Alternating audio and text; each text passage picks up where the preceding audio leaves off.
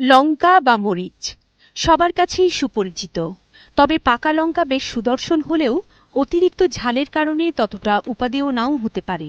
অসুস্থতা বা অন্যান্য কারণে যাদের খাবারে মরিচের ঝাল নিষিদ্ধ, তারা কি ঝাল ছাড়াই তরকারি খাবেন?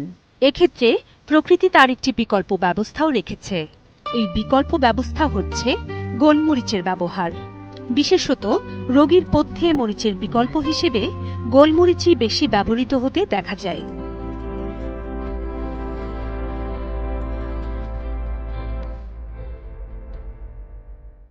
গোলমরিচের গাছ লতানো ধরনের। সবচেয়ে মজার বিষয় হচ্ছে এই লতানো গাছটি কোনো না কোনো জীবন্ত গাছের আশ্রয়ে দিব্যি বেড়ে উঠতে পারে। গোলমরিচ আমাদের দেশে মরিচের বিকল্প হিসেবে ব্যবহৃত হলেও সারা বিশ্বে মূলত ফল হিসেবেই পরিচিত। শুধু তাই নয়, এটি স্বাস্থ্যসম্মত মশলা হিসেবেও বিশ্বখ্যাত। সারা পৃথিবীতে লাল, সাদা, কমলা এবং সবুজ রঙের গোলমরিচও রয়েছে।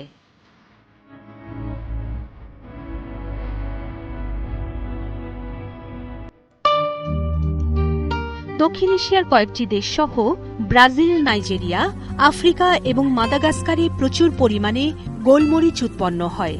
গোলমরিচ মোটা ধরনের শক্ত লতার গাছ। এরা বাহন পেলে 4 থেকে 5 মিটারের মতো লম্বা হতে পারে। পাতা দেখতে অনেকটা পান পাতার মতো। সাধারণত 12 থেকে 14 সেন্টিমিটার পর্যন্ত লম্বা হতে পারে। ফুল ততটা সুদর্শন নয়। ফল দেখতে গোলাকার এবং বোঁটা ছোট। ফলের পরিণত রং প্রজাতি ভেদে নানা রকম হতে পারে। গ্রীষ্ম থেকে বর্ষাকাল পর্যন্ত ফুল ও ফলের মৌসুম।